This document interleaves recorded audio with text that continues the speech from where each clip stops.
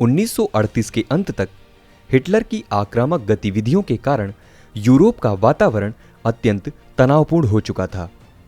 Czechoslovakia और Austria का अस्तित्व समाप्त करने के बाद यह स्पष्ट था कि हिटलर का अगला लक्ष्य पोलैंड होगा। विश्व इतिहास पर चल रही ध्येय की इस सीरीज में आप सभी का स्वागत है। मैं हूं दिव्यांश शुक्ला।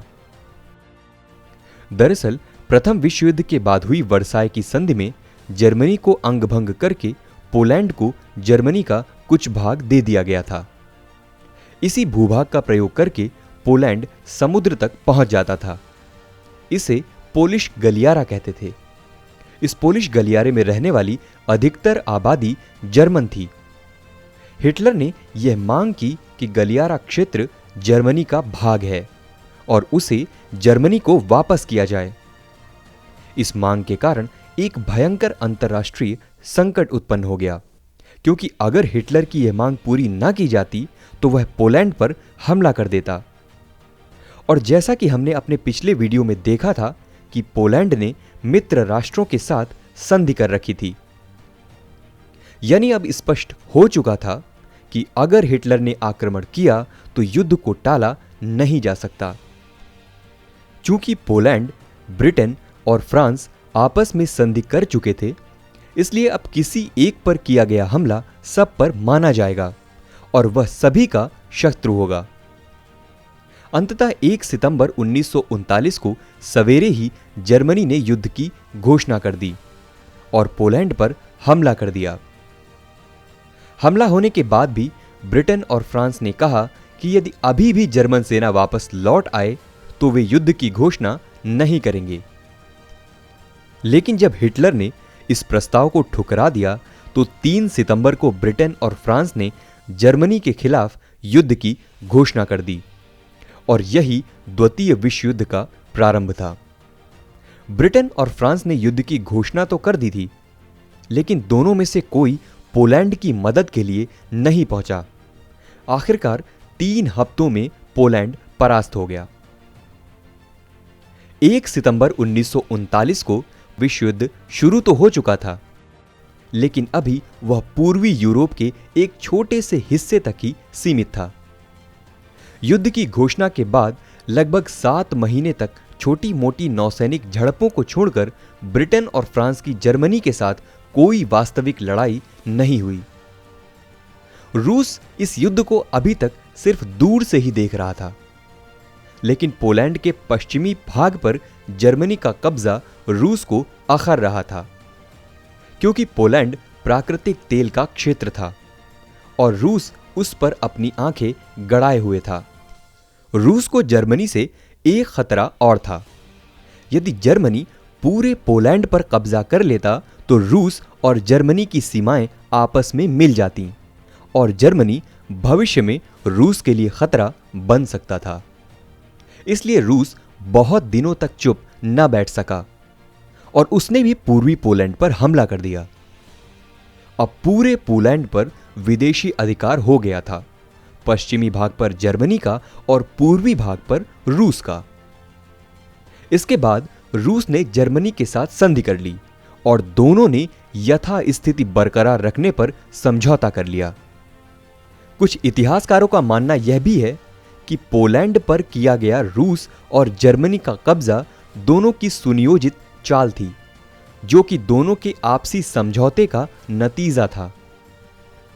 जर्मनी ने अब अपना रुख पश्चिमी मोर्चे यानी फ्रांस और ब्रिटेन की तरफ मोड़ लिया। इधर रूस ने इस मौके का फायदा उठाकर बाल्टिक क्षेत्रों के 3 छोटे राज्यों एस्टोनिया, लातविया और लिथुआनिया के साथ संधि करके उन राज्यों में अपनी सेनाएं रखने के लिए उन्हें मना लिया।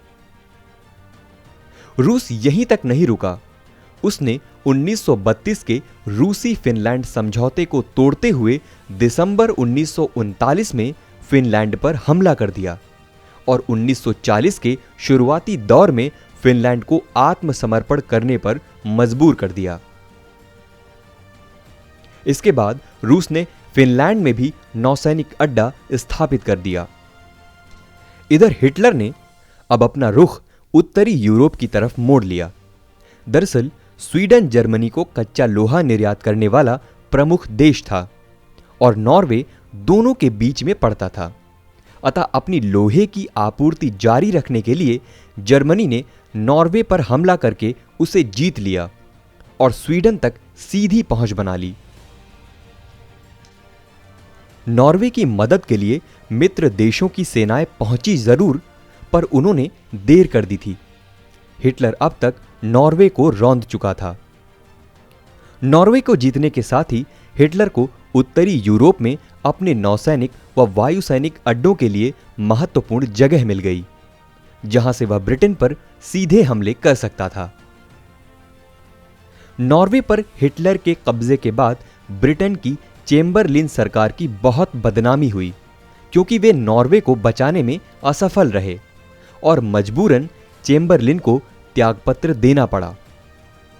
अब चेम्बरलिन की जगह विंस्टन चर्चिल को ब्रिटेन का प्रधानमंत्री बनाया गया और चर्चिल ने अब ब्रिटेन की कमान संभाली।